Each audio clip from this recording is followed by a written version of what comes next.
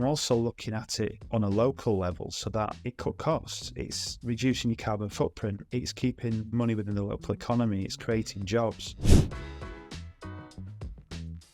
Hi, it's Adam Bradley from Corrosion Resistant Materials. I've just done an article for The Metal magazine on a new event, the Manufacturing Supply Chain Exhibition, based here in South Yorkshire. The main purpose and idea behind the event was to get manufacturing companies speaking to the local supply chain. And what I've found is that manufacturers certainly don't look within their locality for suppliers. They might have a machine shop that they're using hundreds of miles away. They might have material suppliers that they're using in another country, for example. We've seen that as well. So what I want to try and do is, on a local level within South Yorkshire, get manufacturing companies speaking to the supply chain and hopefully get some more business done on a local level. So the exhibition's on the 10th of October. We've got about 35 exhibitors. We just want to get as many people down there as possible on the day. If you're interested in coming along as a visitor, click on the link in the article and we look forward to seeing you there.